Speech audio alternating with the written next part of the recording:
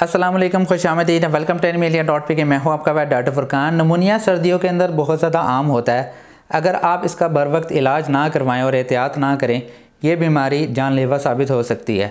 आज हम बात करेंगे नमूनिया क्या है, कितनी टाइप्स का होता है, उनकी वजह से क्या होता है, इसकी इलामात क्या हैं, क्या एक पेट से दूसरे पेट में नमूनिया शामिल हो सकता है, इसके अंदर क्या इलाज किया जाता है और इसके अंदर बचने के कितने हद तक चांसेस होते हैं। फ़र्स्ट ऑफ़ ऑल, नमूनिया कहते हैं अपर और लोअर रिस्पिरेटरी ट्रैक्ट इन्फेक्शन को, जिसमें नज़ला, ज़ुकाम, खांसी और बहुत सारी अलामात आती हैं। अब इसकी 4 टाइप्स हैं: इन्फेक्शस नमूनिया, पैरासिटिक नमूनिया, फंगल नमूनिया और एस्पायरेशन नमूनिया।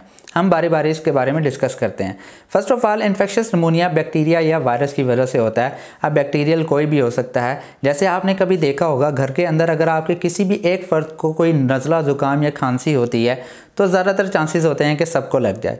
अब इसमें ही ऐसे आ जाता है पेट्स के अंदर, अगर खुदा ना खास्ता किसी एक को मसला हुआ है तो दूसरों के अंदर भी लगने के चांसेस होते हैं। वायरल के अंदर कैट्स में फेलाइन कैल्सीवायरस और फेलाइन हर्पीस वायरस, और डॉग्स में कैनल कफ और कैनाइन डिस्टेंपर के अंदर नमूनिया के चांसेस होते हैं।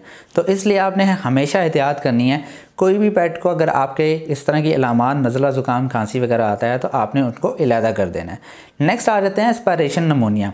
ये जो बहुत ज़्यादा सियाने लोग होते हैं वो अक्सर औक़ात गलती करते हैं, ये कुछ ना कुछ खिलाने पिलाने के चक्कर में वो सामने से खिलाते हैं, तो वो कोई भी दवाई है, कोई भी चीज़ है, बेशक पानी है, तो वो इसके फेफड़ों में चली जाती है।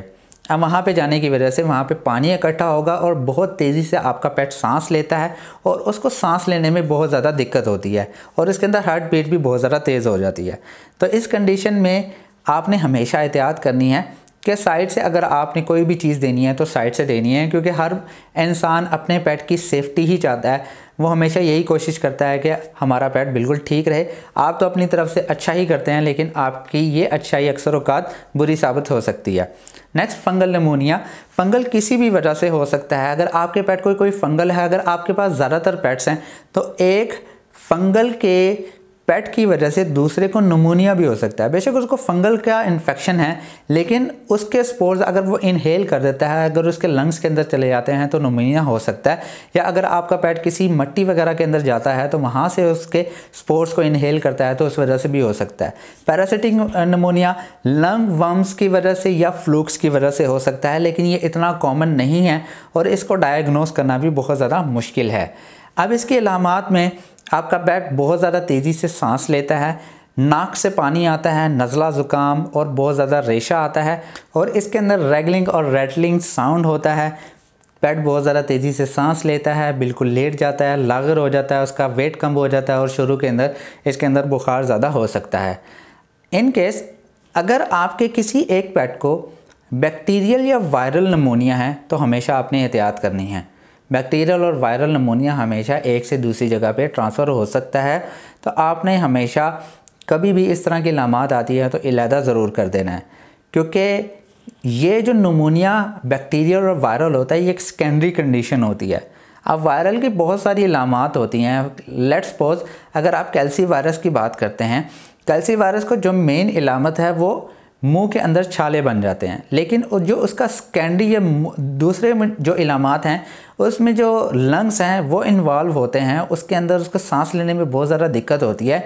तो वो अगर आप उसके छालों को ठीक भी कर रहे हैं तो अगर उसको नमूनिया हो गया तो बेशक दूसरा अगर पेट उसके साथ है तो उसको भी ये मसले मसाइल आ सकते हैं।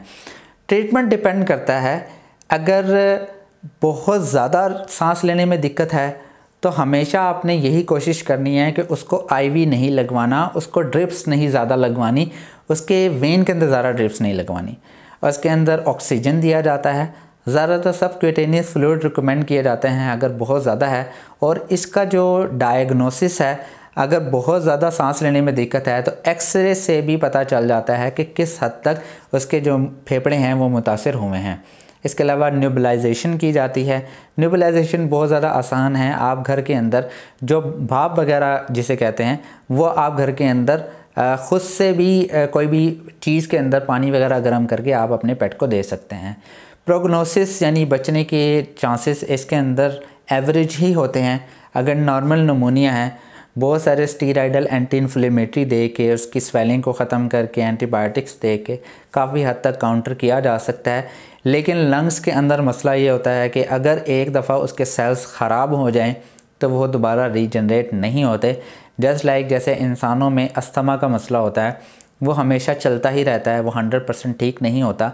अगर खुदा न खासा आपके पेट को कोई इस तरह का मसला हुआ है, उसको नज़ला ज़ुकाम खांसी इस तरह की इलामात हैं और वो बहुत ज़्यादा सवियर हो जाती है, तो उसके 100% ठीक होने के चांसेस बहुत कम होते हैं। इससे मुतालिक कोई क्वेश्चन है तो मुझे कमेंट में ज़रूर बताइएगा। इंशाल्लाह नेक्स्ट वीडियो में मिलते हैं। खुदा हाफिज़।